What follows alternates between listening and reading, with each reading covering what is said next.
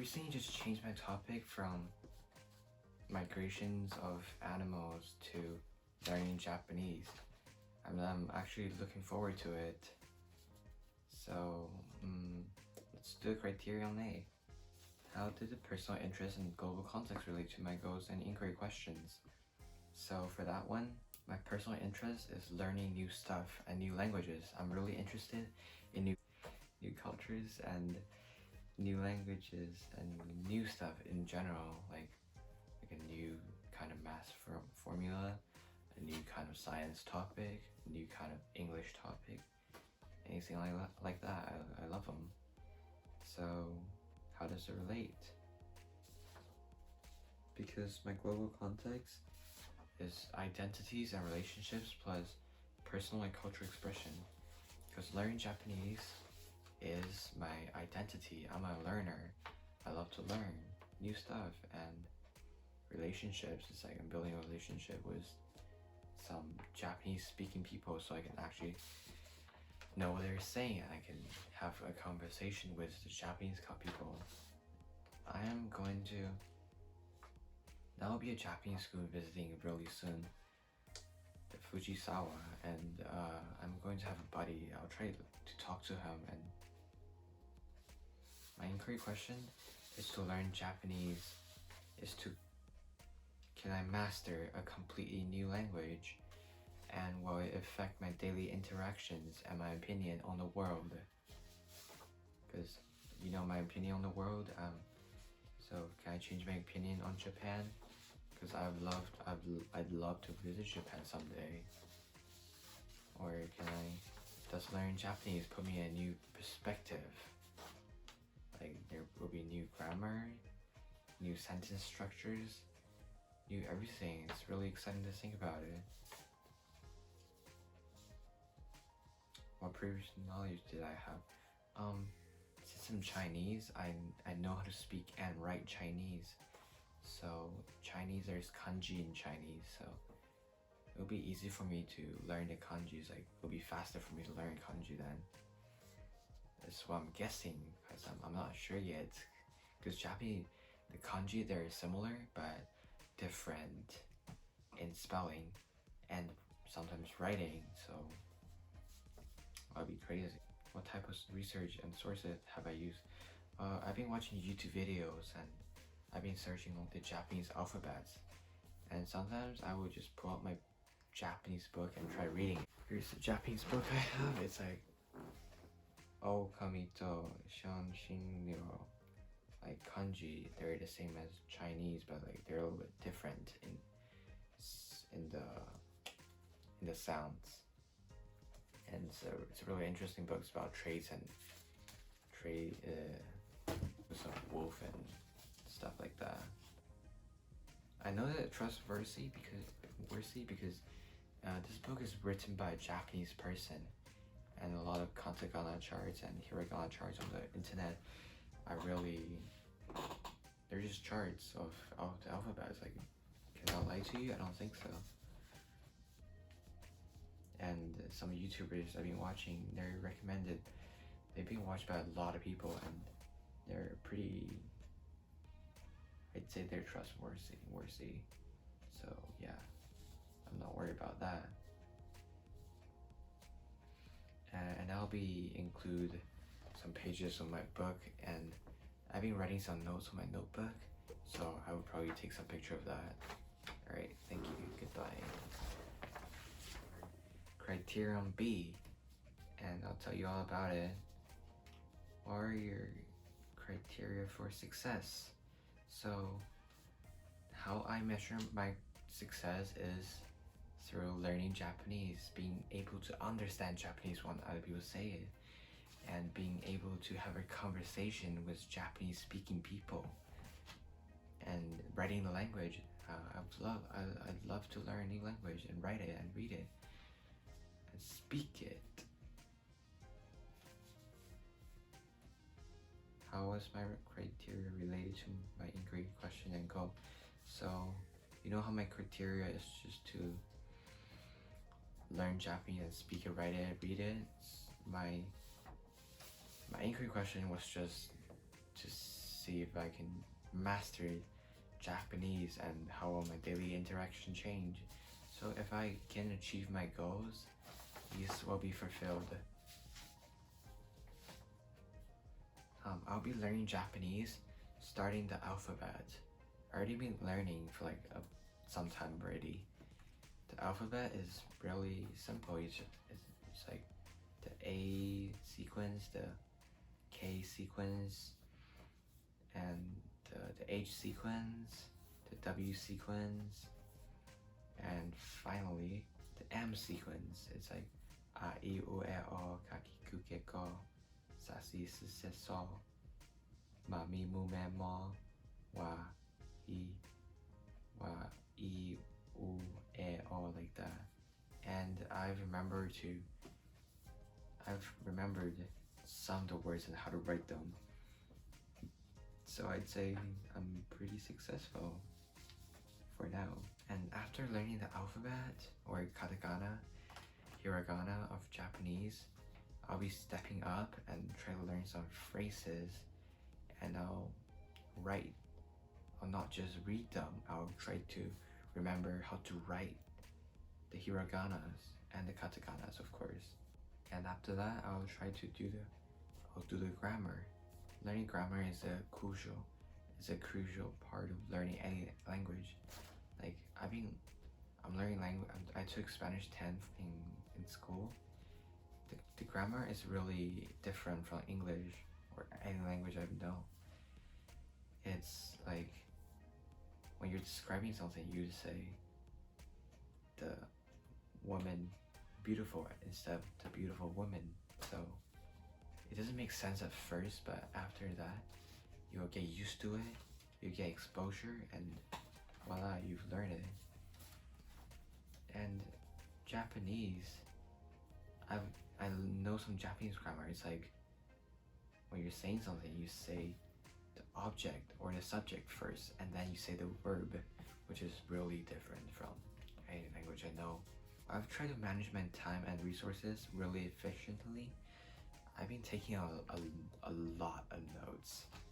So, and my time managing skills, I try to learn Japanese every day, but sometimes I just miss out, and because I have a lot of schoolwork to do as well. Science projects coming up, so I really have to finish that.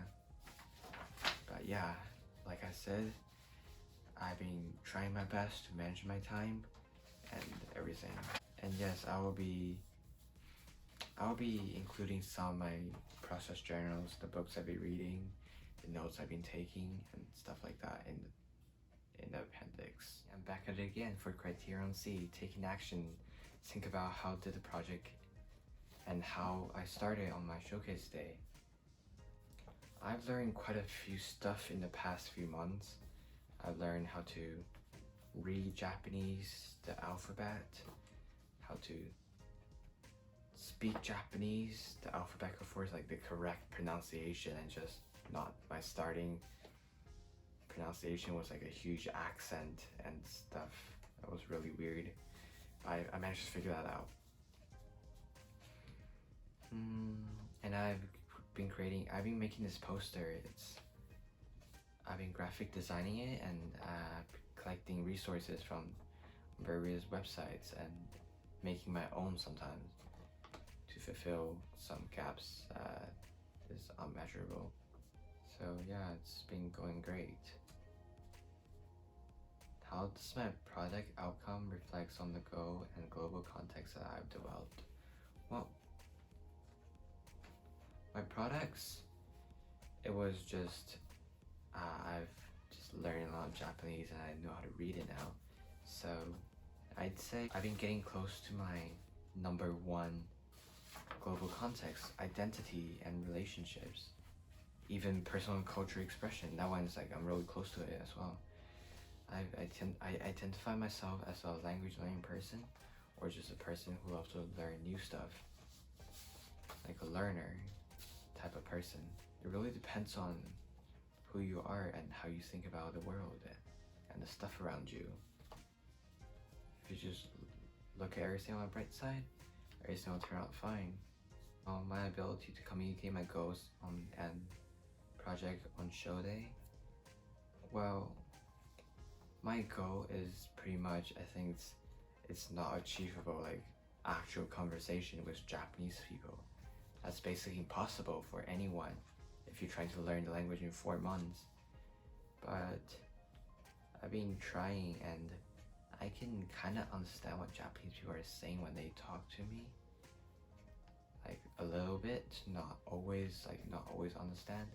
And sometimes I can respond to their sayings, and sometimes I just can't. I will just literally stand there and tell them to repeat or ask them politely to speak in English. Showcase day, I've created this poster. It's pretty amazing, and I love to teach people about Japanese. Japanese is a really beautiful language. I've been there for the past 3 months, so it's actually a really beautiful language. It's a lot of different sounds. The words are really interesting. Grammar is really interesting as well. I just want to teach people about Japanese. And yes, I'll be including some pages from my process journal, images of, and yes, I'll be including some pictures, like the new notes I've been taking and how far I am on the book, or how I think I'm doing on Japanese, and how good I actually am. I can speak a little bit Japanese if you'd like to listen. Here, I'll get my book, my notebook. She's Japanese, I would say. 彼女は日本人です. Like if I want to say my mom liked fish, I would be saying 母は魚好きです.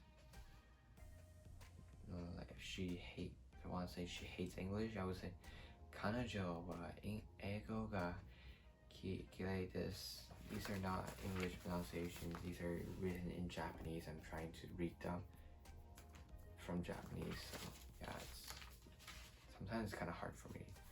部屋には家電がたくさんあります. There's a lot of electronics in the house. So I'll try to communicate as much as I've learned on Showcase Day to my fellow school. 死にました.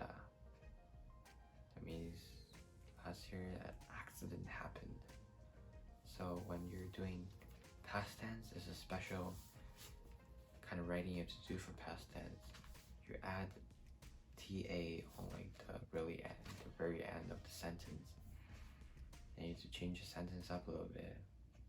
Like change the wow of some criteria for, getting kind of messy here. Criterion D, reflecting. If personal project is finally over, I can reflect on it now. If my project really met the criterion that I've been developing in my career. Let me just remind you a little bit. My criterion was to learn Japanese, to speak Japanese with Japanese people, and present it to people so more people can be interested in Japanese, and of course writing the language. And I've mastered writing the language and understanding the language, but having a full conversation with Japanese people is still impossible for me, and no, it will still be impossible for me for like it's still gonna be a really long time for me to completely understand Japanese and how it works. But I want to go visit Japan and to see if I can pick up some more Japanese knowledge. How has completing the project extended my knowledge and understanding of my topic? Well, having finished the project, I've learned that learning new stuff isn't that hard. You just have to try your best and you will succeed. Egos do succeed.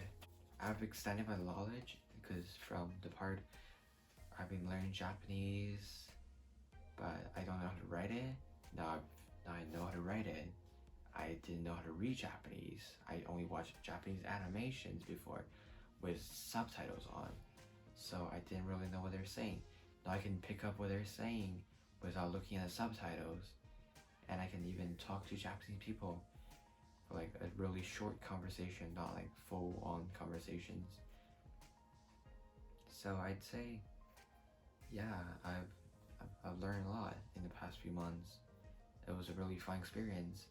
I've had quite a few fun on presentation day. There was a lot of people that was interested in Japanese. They came up to me, they look at my boards, and they would ask me questions.